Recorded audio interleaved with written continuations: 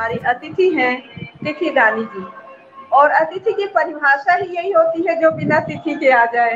तो आज हमारे यहाँ अतिथि के रूप में तिथि स्वयं आ गई है। तो आपकी जो यात्रा है भारत से लंदन तक की, और जी लेखन की यात्रा और जीवन की यात्रा, दोनों के बारे में हम लोग जानना चाह रहे हैं। जी।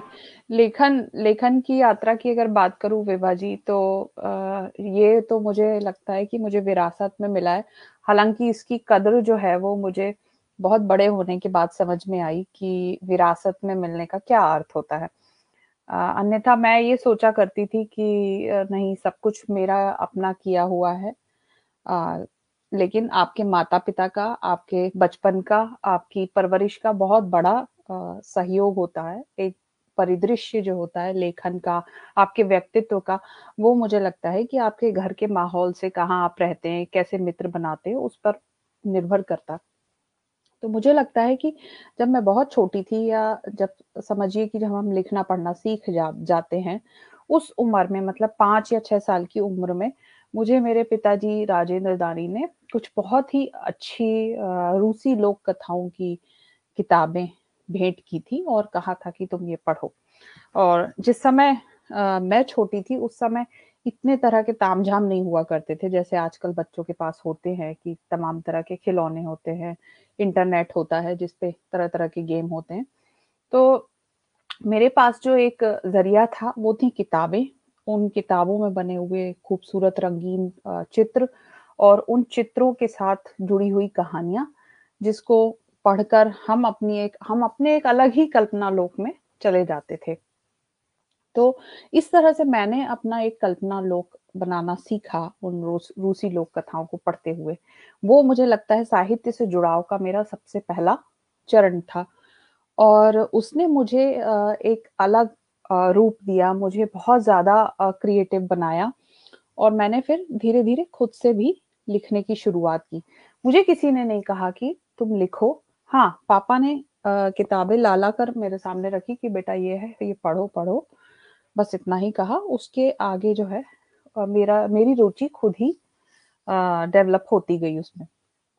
तो मुझे याद है कि जब मैं पढ़ती थी, तो पूरी एक पिक्चर मेरी आँखों के सामने चला करती थी, और मैं कभी-कभी उन पात्रों की जगह खुद अपने आप को रख कर देखती थी कि अच्छा, एक लड़की है अपने भाई को राक्षसों से बचाने की कोशिश में, वो क्या-क्या करती है, नदी पार करती है, पेड़ जो है उससे वो किस तरह से प्रार्थना करती है, मुझे जाने दो, मुझे छुपा लो।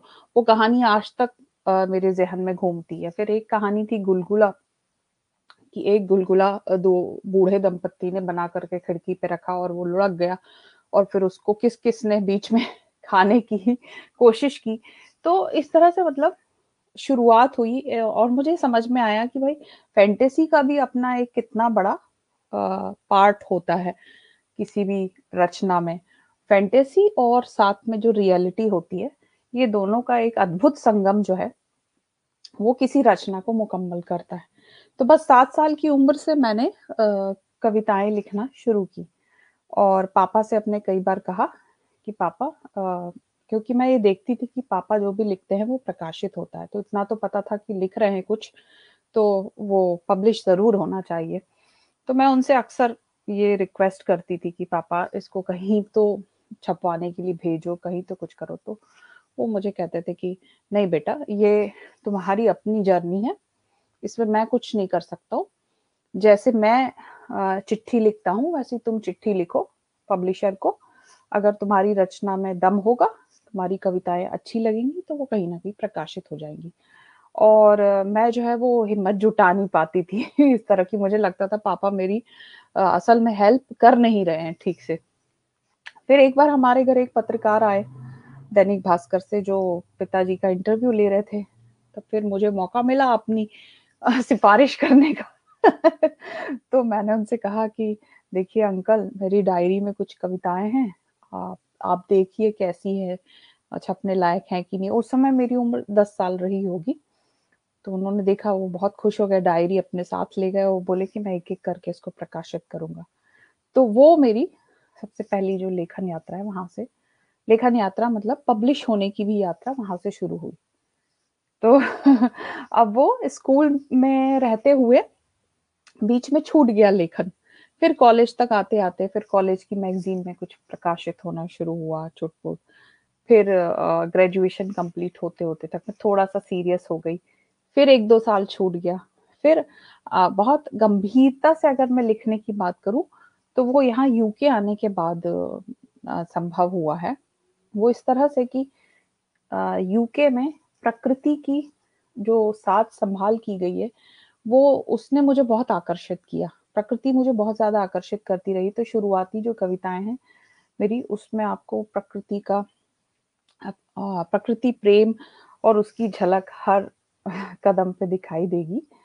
तो आप कह सकते हैं कि मैं उस तरह की कवि हूँ जैसे वर्ड्सवर्थ का एक प्रेम जो है, विलियम वर्ड्सवर्थ जो कवि हैं उनका प्रेम दिखता था उनकी कविताओं में। प्रकृति से जोड़कर वो विश्व को, मनुष्य को, मनुष्यता को देखा करते थे। उसी तरह से शायद मेरी भी सोच उसी दिशा में जाती है। तो जब मैं यहाँ आई विभा जी, तो क्या हुआ कि मैंने देखा कि यहाँ जो नदियाँ हैं बहुत साफ सुथरी है। नदियाँ हैं, नहर है, तालाब हैं, बहुत ही साफ सुथरे, कोई उसमें कचरा नहीं फेंकता, कोई भी किसी तरह की छेड़छाड़ पशु पक्षियों के साथ करता नहीं, जो वहां पे बिल्कुल स्वच्छंदता से रहते हैं। तो ये बात मुझे इतनी ज्यादा अच्छी लगी। और जो ग्रीनरी है, जो पहले से ग्रीनरी है उसको भी इन लोगों ने अच्छे से संभाला हुआ है। और जो आर्टिफिशियल आर्टिफिशियल नहीं कहेंगे, मतलब कि जैसे अगर सड़क बनती है तो पहले ही दोनों तरफ पेड़ पौधे भरपूर मात्रा में लगा दिए जाते हैं कि वो धीरे धीरे, और इवन बड़े बड़े पेड़ कहीं कहीं से ला करके रोपे जाते हैं, ताकि जो अगर 4 पेड़ कट रहे हैं तो उसकी भरपाई 10 पेड़ लगा करके की जा सके।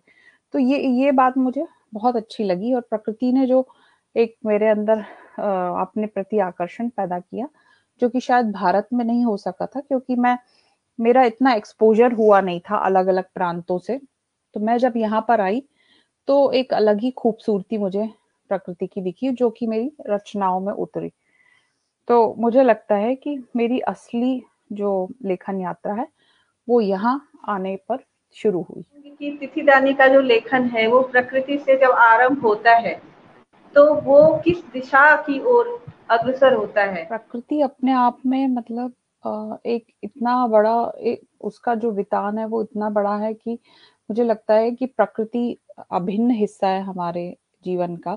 हम अपना अगर शरीर ही देखें तो वो एक प्रकृति का हिस्सा है जो 5 तत्वों से मिलकर बना है। तो हम हर क्षण हर लम्हे में प्रकृति का जो इन्वॉल्वमेंट है अपने लाइफ में उसको हम नकार नहीं सकते। अगर हम पानी पी रहे हैं, अगर हम सांस ले रहे हैं, अगर हम बोल रहे हैं, अगर हम जिंदा हैं, तो वो उसके पीछे प्रकृति खड़ी हुई है। तो मुझे लगता है कि प्रकृति को अलग करके कोई भी काम या रचनात्मकता को, तो मुझे लगता है कि मैं नहीं देख सकती हूँ प्रकृति को अलग करके। हाँ, इसी प्रकृति के अंदर सब कुछ घटित होता है, इसी प्रकृति के अंदर राजनीति भी होती है, इसी प्रकृति के अंदर ईवल भी होता है, इसी प्रकृति के अंदर गुड भी होता है, और इसी प्रकृति के अंदर इंसान का जो चरित्र है वो भी बनता और बिगड़ता है। तो और प्रकृति अपना खेल अलग तरह से खेलती है। अगर आप उसका सम्मान करते हैं, अगर आप उसके तत्वों के प्रति एक आदर भाव रखते हैं, श्रद्धा रखते हैं, तो वो भी आपको फिर प्रतिफल में वैसा ही नतीजा देती है और आपको आपका साथ देती है। आप जहाँ जाना चाहते हैं, जिस मंजिल को पाना चाहते हैं, वो बराबर आपका साथ देती है। वह जो एक बहुत ही फिल्मी डायलॉग है कि अगर आप किसी चीज को शिद्दत से चाहें तो सारी कायनात जो है वो आपका साथ देती है, उसमें लग जाती है। तो ये तो वाकई में सच बात है। हमारा जो यूनिवर्स है, जो प्रकृति है, अगर हम रोज उसको एक बार आदर से या सम्मान से उसकी तरफ देख ले और एक बार उसको अंदर ही अंदर आभार व्यक्त कर दें, तो एक अलग ही तरह का हमारा व्यक्तित्व जो है वो बनता है। एक अलग तरह की शक्ति, ऊर्जा अपने अंदर महसूस होती है। जब हम बारिश को देखते हैं, जब हम धूप को देखते हैं, जब हम तूफान को देखते हैं, अलग अलग तरह के विचार हमारे दिमाग में आते हैं। और अलग ही तरह से हम उनका सामना करने के लिए तैयार होती हैं। और इसके लिए प्रकृति मुझे लगता है हमें तैयार करती है कि हाँ, अब ये तुम्हारे ऊपर आ गया है, अब ये विपदा तुम्हारे ऊपर आई है, अब ये जीवन की सच्चाई है, अब तुम इससे हाथ पैर मारो, इससे तुम बाहर निकलो।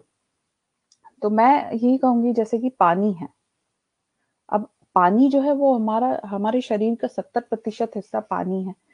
तो अब साउथ इंडिया में लोग कैसे मतलब जो जल है, पानी को भी हम जब जल कहते हैं तो एक अलग तरह का आदर भाव मन में पैदा होता है। तो हम जो भारतीय संस्कृति के लोग हैं, हमने इन सभी तत्वों का एक अलग तरह से रिस्पेक्ट करना सीखा है अपनी संस्कृति में, अपने बड़े बुजुर्गों से। तो मुझे लगता है कि जब हम रिस्पेक्ट करते हैं वायु का, अग्नि का, जल का, पृथ्वी का, तो वो हमारे व्यक्तित्व को वैसा ही मतलब गढ़ने में, मजबूत बनाने में बहुत सहायक होते हैं। तो मेरी मेरी इस तरह की सोच है कि इसका वितान इतना बड़ा है कि मैं अगर बोलना शुरू करूं तो मुझे लगता है कि मैं बोलती ही जाऊंगी। पर कोई भी विषय ऐसा नहीं है जो प्रकृति से अलग करके देखा जा सके, जिस पर उससे अलग जाके बात की जा सके, चाहे वो राजनीति हो, चाहे वो किसी की विचारधारा हो, चाहे वो उसके खुद के कोई लक्षण हो, कुछ भी हो, मतलब कोई भी मतलब जर्रा जर्रा जो है वो प्रकृति के साथ जुड़ा हुआ है। तो एक तो वह परिवेश है जहाँ आप रह रही हैं, पर एक जी वह परिवेश है जो आपके साथ आपकी स्मृति में गया है। उस स्मृति के परिवेश को आप किस तरह से अपने लेखन में पाती हैं? जी, स्मृति, देखिए स्मृति का बहुत बड़ा रोल होता है किसी भी लेखक को बनाने में। और मुझे लगता है कि जब उसके अनुभव, जब जब उसके वर्तमान अनुभवों का जो जखीरा है वो कम हो जाता है, तब वो अपनी स्मृतियों पे काम करता है और स्मृतियों को खंगालने की शुरुआत करता है। और मुझे लगता है एक खास उम्र के बाद जब आप 30 के ऊपर जाते हैं, ये मेरा मतलब अपना मानना है कि जब 30 के ऊपर आपकी उम्र आती है, तो मुझे लगता है एक अलग तरह की संवेदनशीलता पैदा होती है इंसान के अंदर, चाहे वो अपने रिश्तों के प्रति हो, अपने आसपास के परिदृश्य को देखने की एक जो दृष्टि है, एक जो आपका नजरिया है, वो मुझे लगता है कि वो एक परिपक्वता आती है उस समय, चाहे लड़की हो चाहे लड़का हो। और इस वजह से वो अपनी खूबियों को मुझे लगता है बहुत अच्छी तरह से रिफ्लेक्ट कर पाते हैं। तो मैं अपने मामले में भी यही मानती हूँ कि भाई 30 की उम्र पार करते ही से एक अलग तरह की संवेदनशीलता पैदा हुई, और जिसने जो है मुझे यहाँ मतलब अलग तरह से हर व्यक्ति को, उसकी बातों को, घटनाओं को लेने का मुझे सलीका सिखाया। किसी भी दृश्य को आप कैसे अपनी रचना में बदल सकते हैं, बहुत छोटी सी घटना जो है वो कहानी कैसे बन सकती है, या एक घटना प्रधान कविता भी हो सकती है। ये चीज मैंने यहाँ आने के बाद सीखी। और कुछ लोग जैसे होता है कि कुछ कविताओं में मैं देखती हूँ कि ऐसा लगता है कि जैसे समाचार पत्र पढ़कर उसकी बहुत सारी घटनाओं को देखने, सुनने, समझने के बाद एक कविता लिख दी गई है। एक धारा प्रवासी कविता चल रही है। और सिर्फ ऐसा नहीं है कि ये एक ही कवि कर रहा है, ये जो एक रीतिबद्ध हो गई हैं कविताएं, उसको लेकर के मुझे मतलब ऐसा लगता है कि कविता का भविष्य जो है वो कैसा होगा, आने वाली जो पीढ़ी है वो कैसे देखेगी, इस बात को वो कैसे देखेगी, वो सोचेगी कि यही कविता लिखने का सही तरीका है शायद, तो वो भी उसी परिपाटी को फॉलो करेंगे। तो मुझे लगता है कि अपना हर लेखक को एक अपना मुहावरा बनाना चाहिए, अपनी एक अलग शैली बनानी चाहिए। और हर लेखक मुझे लगता है अपने आप में खास है, क्योंकि वो अपनी एक अलग सोच, वो एक अपना अलग नजरिया लेके पैदा होता है। हाँ, उसको बरतने का जो तरीका है, आपकी जो स्मृतियां हैं, उसको आप अपनी रचना में बरत कैसे रहे हैं, उसमें ऐसा क्या अलग निकल के आ रहा है जो किसी पाठक को आकर्षित करेगा, या जो उसके दिल को बिल्कुल जाके ठक से लगेगा कि हाँ, यही तो मैं कहना चाह रहा था, या यही तो मैं कहना चाह रही थी और इसने मेरे मन की बात कह दी। बात वही है कि हम सभी इजहार करना चाहते हैं, हम सभी अभिव्यक्त करना चाहते हैं, लेकिन हमारे पास वो शब्द नहीं होते, हमारे पास वो कला नहीं होती। वो कला हर किसी के पास नहीं होती, इसलिए लेखक जो है वो एक आम इंसान से थोड़ा सा अलग एक श्रेणी में खड़ा होता है। मैं ये नहीं कहूंगी कि कोई बहुत बहुत बड़ी बात होती है या वो कोई बहुत महान व्यक्ति होता है लेखक, लेखक भी समाज का ही हिस्सा होता है, लेकिन उसकी सोच, उसकी संवेदनशीलता उसको दूसरों से थोड़ा सा अलग करती है। तो मैंने अपनी स्मृतियों को बहुत ज्यादा अभी तक यूज नहीं किया है, मैं आपको सच कहूं तो। मैंने अपने जो जो अनुभव मुझे होते रहे उसको मैंने ज्यादा बरता है, बजाय इसके कि मैंने अभी अपनी स्मृतियों पे उतना काम नहीं किया। और मुझे ये बहुत जल्द करना है, जो मैंने सोचा है कि मैं एक उपन्यास के रूप में अपनी स्मृतियों का बेहतर यूज करूंगी। जैसे कि साहित्य की प्रवृत्ति की बात करें तो देशगत प्रवृत्ति होती है, कालगत प्रवृत्ति होती है और व्यक्तिगत प्रवृत्ति होती है।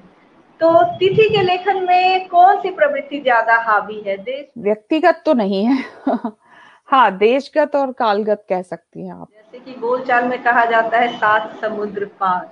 जब जी, आप सात समुद्र पार जाते हैं तो शायद अपनी मिट्टी की गंध ज्यादा महसूस होने लगती है, ऐसा है क्या? देखिए ये कहना, ये जो लोग कहते हैं ना कि आप सिर्फ भारत के बारे में बात कीजिए, आप भारतीय हैं, पर मैं उस बात से उतना सहमत नहीं हूँ, क्योंकि हम, मुझे लगता है कि हम जिस देश में आए हैं, देखिए भारतीयता तो जो है वो हमारे व्यक्तित्व का एक अभिन्न हिस्सा है, वो उसको तो हम नकार नहीं सकते, चाहे हम किसी भी देश में चले जाएं। हमारी जड़ें जो है वो भारत से ही जुड़ी हैं। लेकिन अगर हम जिस देश में हैं, अगर वहाँ के परिदृश्य पर बात ना करें, वहाँ के लोगों पर, वहाँ की संस्कृति के बारे में हम बात ना करें, और अपने देश के पाठकों को भी हम वो जानने का मौका ना दें, तो मुझे लगता है कि ये एक तरह से बहुत ही इनजस्टिस वाली बात होगी। मुझे लगता है कि एक लेखक का ये कर्तव्य है कि वो जहाँ जिस परिवेश में रह रहा है, जिस तरह के उसके अनुभव हैं, उनसे जो उसका एक व्यक्तित्व बन रहा है, वो उसको दूसरे लोगों को बताना उसका फर्ज बनता है। वो काम जरूर किया जाना चाहिए। और ऐसा नहीं है कि इस बीच में आप भारत को बिल्कुल भुला दें या साइड में रख दें। वो जो भारतीयता है, वो भी बीच बीच में जब भी स्वच्छंदता से आए अंदर, बनावटी नहीं होना चाहिए कि स्वच्छंद रूप से अगर कोई कविता, मान लीजिए कि भारतीयता की स्मृति से जुड़ी हुई या आपके भारत में रहने के समय से जुड़ी हुई अगर आती है और वो आपको विचलित करती है कि आप कुछ लिखें, तो जरूर ही वो कागज पर उतरनी चाहिए। उस फिर वहां पर ये इधर का कुछ नहीं होना चाहिए। मुझे लगता है कि वो दो अलग अलग श्रेणियां हैं। जब आप भारत और उससे जुड़े लोगों के बारे में लिखें, उस बारे में लिखें, तो वो एक अलग ही श्रेणी है। और जब आप यहाँ जो आप प्रकृति देख रहे हैं, यहाँ जो अनुभव कर रहे हैं वो लिखें, तो अब जैसे अगर मैं यहाँ पर डेफोडिल्स खिलते हैं, जैसे वर्ड्सवर्थ ने डेफोडिल्स पोयम लिखी, ठीक है, तो अब अगर आप उसका हिंदी अनुवाद पढ़ रहे हैं, एक भारतीय जो जनमानस है वो उसका हिंदी अनुवाद पढ़ रहा है और वो कह रहे हैं अरे कि ये इसने डेफोडिल्स, ये फूल क्यों लिखे, इसको लिखना चाहिए था गुलाब, इसको लिखना चाहिए था गेंदा, इसको लिखना चाहिए था चमेली, तो वो हमको ज्यादा कम्युनिकेट होता। पर मेरा मानना है कि नहीं, गेंदा गुलाब चमेली तो आपके देश में है, आपको पता ही है, पर दूसरे देश में क्या है वो भी तो आपको पता होना चाहिए। दूसरे देश का फूल जो है वो कब खिलता है, उसका क्या रेलिवेंस है, उसको जो लेखक है वो किस तरह से देख रहा है अपने जीवन में, किस तरह से उसका एहसास कर रहा है, ये भी तो आपको पता होना चाहिए। आपकी खुद की ही जो सोचने का और अनुभूति का दायरा है वो बढ़ाने का काम जो है वो एक लेखक कर रहा है, तो उसका मुझे लगता है स्वागत होना चाहिए। है कि भाषा के भौगोलिक पक्ष, सांस्कृतिक पक्ष, सामाजिक पक्ष, इन सबको भी विस्तार देने की आवश्यकता है। तो आपने बिल्कुल सही कहा कि डेफोडिल्स के माध्यम से यदि हम उस भौगोलिक पक्ष को समझ पाते हैं, सामाजिक सांस्कृतिक पक्ष को समझ पाते हैं, तो हमारा ज्ञान विस्तार होगा। एक बार हमारे एक शिक्षक ने कहा था कि विदेशी छात्रों को पढ़ाने के दौरान कहानी में एक पंक्ति आती है कि नायिका की चूड़ियां टूट गई और वो विलाप करने लग गई, तो छात्रों ने पूछा कि क्या वहां बाजार में चूड़ियां उपलब्ध नहीं थी। तो चूड़ी टूटने का जो सांस्कृतिक पक्ष है वो उन विदेशी छात्रों को सर्वप्रथम उस कहानी के माध्यम से बताया। यदि कहानी में वह प्रसंग नहीं होता तो छात्रों को इस संस्कृति का पता नहीं चल पाता। तिथि जी, आप जिस तरह से हिंदी को लेकर के वहां पर सक्रिय हैं, तो कभी जी, ऐसा हुआ कि वहां पर हिंदी के कारण आपकी कोई बहुत प्रशंसा, मतलब यूके में हुई हो?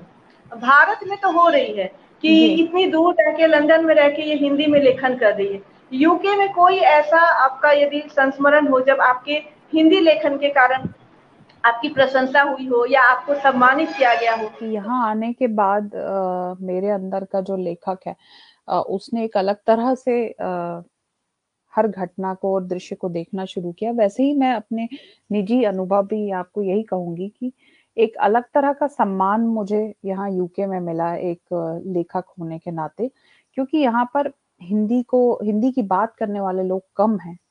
हिंदी की महत्ता को समझने वाले लोग कम हैं।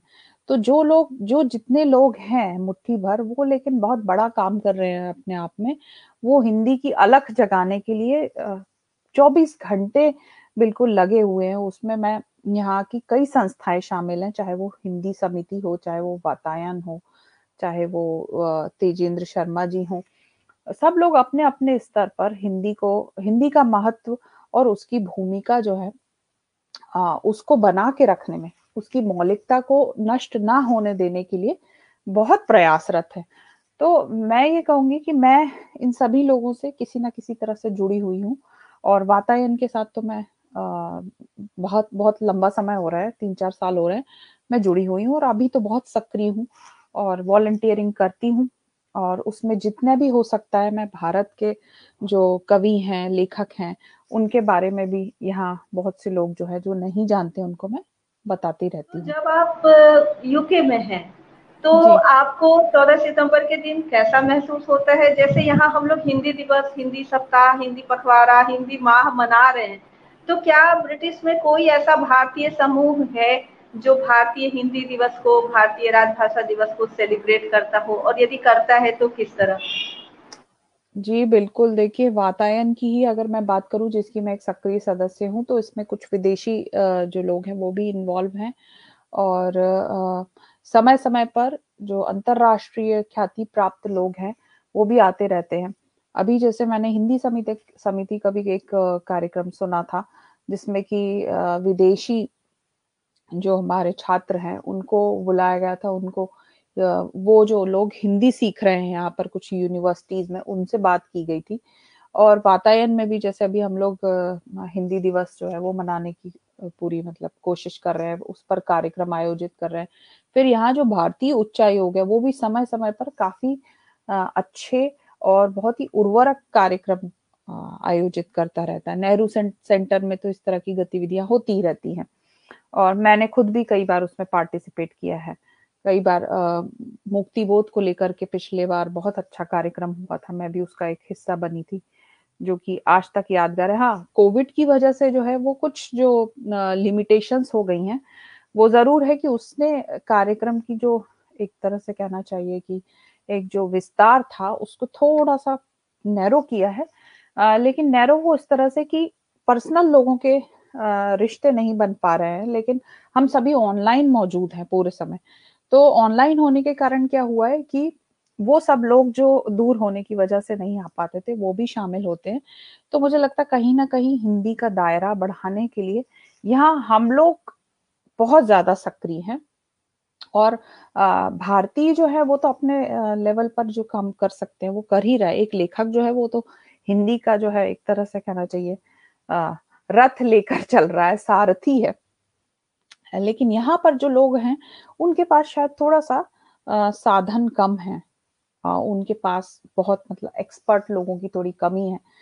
तो वो एक्सपर्ट लोगों को ला करके ढूँढना, उनके साथ समन्वय करना, फिर प्रोग्राम बनाना, रिप्रेज़ेंट करना, हर हफ्ते जो है उसकी तैयारी करना, ये अपने आप में हिंदी के प्रति जो आपका समर्पण है, उसको दिखाने के लिए मुझे लगता है काफ़ी है।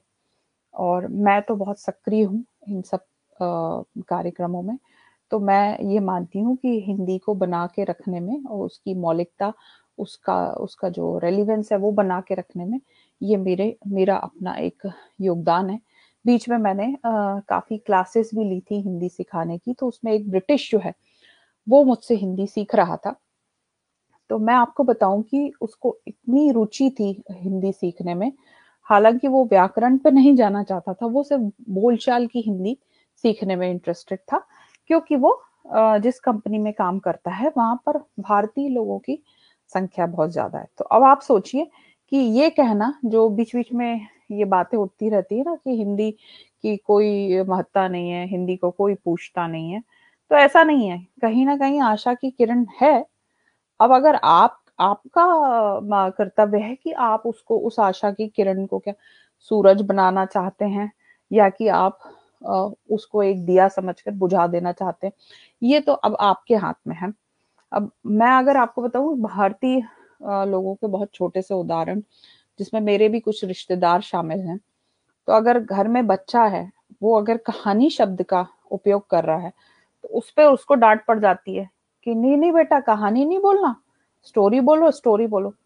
भले ही जो माता पिता हैं उनको अंग्रेजी का के शब्दों का सही सही ज्ञान नहीं है, लेकिन वो ये चाहते हैं कि बनाना बोलना है, केला नहीं, स्टोरी बोलना है, कहानी नहीं। जबकि जो बच्चा है वो कॉन्वेंट में पढ़ रहा है, या वो थ्रू आउट इंग्लिश मीडियम में पढ़ रहा है, तो इंग्लिश तो वो सीखेगा ही। कल को अगर उसको भारत छोड़ के अब्रॉड जाना है तो इंग्लिश वो सीखेगा ही। लेकिन माता पिता होने के नाते मुझे लगता है कि आपका ये फर्ज बनता है कि आप अपनी मातृभाषा को बचा के रखिए, और अपने देश की जो इवन जो रीजनल लैंग्वेजेस हैं आपकी, जैसे अगर हम लोग साउथ में जाते हैं या साउथ के लोग नॉर्थ में आते हैं तो कितनी दिक्कत होती है, आपस में उनका भाईचारा नहीं हो पाता, वो एक दूसरे को ऐसे देखते हैं जैसे वो फॉरेनर है। तो उसके लिए भी मुझे लगता है कि कोशिश तो करनी चाहिए, आप एक दूसरे की लैंग्वेज सीखो। अगर मैं हिंदी भाषी हूँ, तो मैं अगर तमिल सीख लूं, तेलुगु सीख लूं, तो कितना अच्छा होगा कि अगर मैं किसी ऑफिस में काम कर रही हूँ, या ऐसी जगह पे काम कर रही हूँ, या ऐसे लोगों के बीच में उठ बैठ रही हूँ जो साउथ इंडियन है, तो मेरे लिए कितना आसान हो जाएगा उनके साथ घुलना मिलना। और ये सब क्या है, घुलना मिलना जो है, यही तो हमारी संस्कृति है, इसी में तो हमारी एकता है। तो मुझे लगता है कि जब आपके मन में वो एक किसी को लेके झिझक और हिचक नहीं होती, एक दूरी महसूस नहीं होती, तो मुझे लगता है कि अपने आप ही एकता और देश जो है, मतलब उसकी संस्कृति का वहन आप कर सकते हैं। अदरवाइज आप अपने बच्चों को क्या सिखा रहे हैं? अभी आप बोल रहे हैं कि घर पे भी हिंदी मत बोलो। यहाँ के जो, यही फर्क है, मैं देख रही हूँ कि यहाँ जो कुछ गिने चुने जो भारतीय लोग हैं, उनका जोर है कि हम अपने बच्चों को हिंदी सिखाएं। वो हिंदी ट्यूटर को ढूंढते हैं। अगर कोई मान लीजिए मराठी भाषी है, तो वो चाहता है कि मेरा बच्चा मराठी सीखे। कोई बंगाली है तो वो चाहता है कि मेरा बच्चा बंगाली सीखे। तो मैं ये कह रही हूँ कि यहाँ पर कितना ज्यादा लोग महत्व देते हैं। जब अपना देश छोड़ के आते हैं, लोगों को उसकी वैल्यू समझ में आती है, अपनी भाषा की, अपने देश की, अपनी संस्कृति की।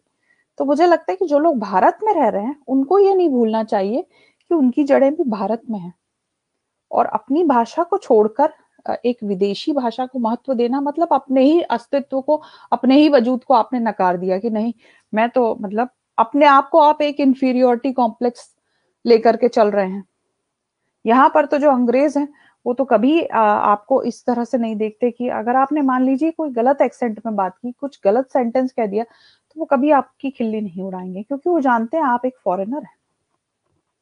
पर अगर यही काम आप भारत में रह के अगर आप गलत इंग्लिश बोल दें, तो आपकी बहुत खिल्ली उड़ाई जाएगी, या आप इंग्लिश में ना बोल पाए तो आपको अयोग्य घोषित कर दिया जाएगा। तो ये मुझे लगता सारा मानसिकता का खेल है। साथ यदि आप आपकी कोई आपकी रचना की प्रस्तुति हो जाए। ये कविता है गाला सेबों का गुच्छा। तो ये सेब की एक प्रजाति है यहाँ पर, गाला, रॉयल गाला। मेरे घर पर भी इसका पेड़ लगा हुआ है, बहुत ही सुंदर और बड़े बड़े और लाल और गुलाबी से मिक्सचर इसका कलर होता है, और बहुत टेस्टी होता है। तो यहाँ उसी को लेकर के एक कविता है, गाला सेबों का गुच्छा। गाला सेबों का एक रसीला गुच्छा अपने बाग से अभी अभी तोड़कर रखा है मैंने तुम्हारे बैग में। भूख से उन्मत्त जब टटोलोगे इसे, एक हल्की मुस्कान तुम्हारी आंखों की आभा बढ़ाएगी। सेब का सुगंध भरा रस उसे काटने की ध्वनि के साथ ही घुलेगा बहुत धीरे से तुम्हारे मुंह में। दांत, जिह्वा और गाल प्रेम से एक दूसरे को बार बार गले लगाएंगे। फिर आनंद का आस्वादन तमाम इंद्रियों में विचरण करेगा। ये रस ये रस तुम्हारे रक्त में घुलनशील होगा, गूदा पाचन तंत्र तक पहुंचेगा। ये प्रक्रिया इस सहूलियत से घटेगी कि एक डकार तक नहीं लोगे तुम। ये प्रक्रिया इस सहूलियत से घटेगी कि एक डकार तक नहीं लोगे तुम। तुम्हारे शरीर की इस अनिवार्य प्रक्रिया में जहां आभा, ध्वनि, आलिंगन और आस्वादन है, तुम्हारे शरीर की इस अनिवार्य प्रक्रिया में जहां आभा, ध्वनि, आलिंगन और आस्वादन है, रूपांतरित हो रही होंगी वहां मैं भी। तुम नहीं जानते शायद, तुम्हारा स्वास्थ्य मेरी अपलक देखने की शक्ति है। तुम्हारे स्वास्थ्य का सुरक्षा कवच मेरी राहत भरी सांस का स्थायी निवास है। मेरी प्रार्थनाएं, मंत्र, मेरी पवित्रता, प्रेम, इन सेबों को धोकर रखने के साथ ही पहुंच गए हैं इनकी फल कोशिकाओं में। नहीं है यहाँ विश्व के किन्हीं दंगाइयों, आतंकवादियों, उग्रवादियों और ऐसे ही कई दुर्जनों का कोई गुट। हवा में बहती है लेवेंडर की खुशबू। बनाया गया है यहाँ जंगल के बीचों बीच अस्पताल, जिसके आसपास रहती हैं दो बतखें। भागी भागी फिरती हैं ये, शायद इन पर लगा है मोरपंखी रंग चुराकर अपनी गर्दन पर स्कार्फ की तरह लपेट लेने का इल्जाम। भागी भागी फिरती हैं ये, शायद इन पर लगा है मोरपंखी रंग चुराकर अपनी गर्दन पर लपेट लेने का इल्जाम। क्वैक क्वैक की अलहदा आवाज से कुछ पलों के लिए रोक देती हैं गुजरते राहगीरों की जिंदगी में मची हलचल। तमाम मनोरंजन नहीं बहलाते खिड़की से सटे बिस्तरों पर लेटे मरीजों को। तमाम मनोरंजन नहीं बहलाते खिड़की से सटे बिस्तरों पर लेटे मरीजों को। वे दर्द से कराहना बंद कर देते हैं जब ये बतखें नृत्य करती हैं। मैं भी गुजरती हूँ रोज वहां से। मैं भी गुजरती हूँ रोज वहां से। सुबह और रात होने के ठीक पहले उनकी गतिविधियों को करती हूँ कैमरे में कैद। ये देख, मुस्कुराती हैं बतखें और फोटो लेते वक्त मेरे और करीब आ जाती हैं। दिन भर वे जुटाती हैं अपना दाना पानी। दिन भर वे जुटाती हैं अपना दाना पानी और करती रहती हैं एक दूसरे के साथ मनमानी। पर जब शाम दरख्तों के बीच से उनकी पीठ सहलाती है, पर शाम जब दरख्तों के बीच से उनकी पीठ सहलाती है, वे घास के टीलों पर गर्दन पेट में छिपाए पोटली बन जाती हैं। यही उनका तरीका है विश्व के लिए प्रार्थनारत होने का। यही उनका तरीका है विश्व के लिए प्रार्थनारत होने का। इसलिए सो जाती हैं वे बाकी सबसे पहले, ताकि सबके आने वाले सभी दिन हो रुपहले। कि आप युवाओं को क्या संदेश देना चाहेंगी? जी, जैसा मैंने अभी कहा कि मैं इस बात को लेकर बहुत चिंतित हूँ कि हिंदी का जो महत्व है, हिंदी का जो रेलिवेंस है, हिंदी ही नहीं, जो भी आपकी मातृभाषा है, जो भी आपकी क्षेत्रीय बोली है, मुझे लगता है कि उसको आपको बिल्कुल भी नहीं भूलना चाहिए। चाहे आप देश विदेश किसी भी कोने में हो, आप इंग्लिश सीखें, आप विश्व की ज्यादा से ज्यादा भाषाएं सीखें। भाषा अपने आप में बहुत वृहत होती है और वो आपका जो व्यक्तित्व है वो उसमें चार चांद लगाने का काम करती है। लोगों के साथ घुलने मिलने का, जीवन को, विश्व को समझने का एक अलग ही आपको नजरिया देती है। तो अपने आप को एक ही भाषा में केंद्रित ना करें और अपने आप को एक ही भाषा तक सीमित ना रखें, और खास तौर पर अपनी मातृभाषा को तो बिल्कुल ना भूलें। जितना हो सके उसमें उसके विशेषज्ञ होने की कोशिश करें। और हिंदी के लिए या क्षेत्रीय बोलियों के लिए जो लोग काम कर रहे हैं उनको भी थोड़ा आदर के साथ देखें और अपनी अपनी भाषा के लेखकों को जानने, पढ़ने, समझने की कोशिश करें। हर भाषा में कोई ना कोई विशेषज्ञ है, कोई ना कोई ऐसा व्यक्ति है जिससे आप बहुत कुछ सीख सकते हैं। लेखकों ने तो जीवन अनुभवों को, दर्शन को पूरा उतार दिया है अपने लेखन के जरिए। तो जब जितना हम पढ़ते हैं उतना हमारे चीजों को देखने समझने की एक नई दृष्टि विकसित होती है, हमारे व्यक्तित्व का विकास होता है, जीवन की तमाम उलझनों, दुविधाओं से निकलने के हमें रास्ते मिलते हैं जितना हम पढ़ते हैं, जितना लेखकों को जानते हैं। क्योंकि लेखकों के पास जीवन को देखने का एक दार्शनिक नजरिया होता है जो शायद आम आदमी कहीं ना कहीं मिस करता है। लंदन में रहकर आपने भारतीय समय के साथ सामंजस्य बिठाया, अपनी व्यस्त दिनचर्या में से समय निकाला हम लोगों के लिए और इतनी अच्छी बातें की, अपनी रचनाएं प्रस्तुत की और अपना संदेश दिया। आज इस कार्यक्रम में आने के लिए बड़ी बिंदी समूह की तरफ से हम आपका हार्दिक आभार प्रकट करते हैं। ये निवेदन है कि बाय मी अ कॉफी के लिंक पर जाकर कम से कम एक और अधिक से अधिक आप जितनी भी चाहें कॉफी अवश्य खरीदें, क्योंकि बड़ी बिंदी का कोई आर्थिक आधार नहीं है। इसके साथ ही आज के लिए विदा लेते हैं, अगले रविवार मिलते हैं फिर किसी एक बड़ी बिंदी के साथ। तब तक के लिए अलविदा, आभार, प्रणाम।